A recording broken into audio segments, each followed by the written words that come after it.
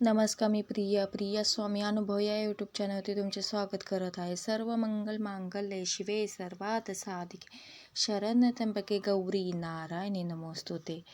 तर उद्या 23 नोव्हेंबर उद्या सर्वात महत्त्वाचा दिवस आहे. उद्या कालभैरव जयंती आहे. तर मी तुम्हाला एक खूप साधा आणि सोपा उपाय सांगणार आहे. आपल्या घरात खूप जुना आजार असलेला अशी माणसं असतात किंवा बाधिक व्यक्ती ज्यांना बाहेरची बाधा झालेली आहे अशीही माणसं असतात. तर त्यांच्यासाठी आपण खूप डॉक्टर, खूप दवाखाने, खूप तांत्रिकाकडे जातो, मांत्रिकाकडे जातो, पण त्यांना कसलाच फरक पडत नाही. तर उद्या हा त्यांच्यासाठी हा उद्या खूप महत्त्वाचा दिवस आहे. तर अशा व्यक्तींना मी एक सेवा सांगणार आहे, उपाय सांगणार आहे.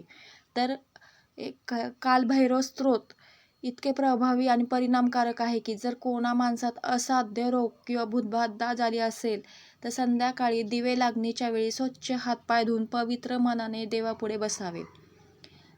दिवा व उदबत्ती लावावी. हातात थोडी विभूती घेऊन कालभैरवाचे स्मरण करून त्याला प्रार्थना करून हे स्तोत्र शांत चित्ताने म्हणावे. त्यावेळी बाधिक व्यक्ती किंवा रोगी ह्याला समोर बसवावे. स्तोत्र म्हणून झाले की हातातील विभूती त्या व्यक्तीस लावे. हा उपाय श्रद्धेने 11 दिवस करावा. कालभैरव स्तोत्र श्रवणाने व त्या विभूती लावणे अशी भूतबाधा किंवा असाध्य रोग ह्यातून मुक्ती होते. तर हा उपाय कसा वाटला नक्कीच मला सांगा. श्री स्वामी समर्थ.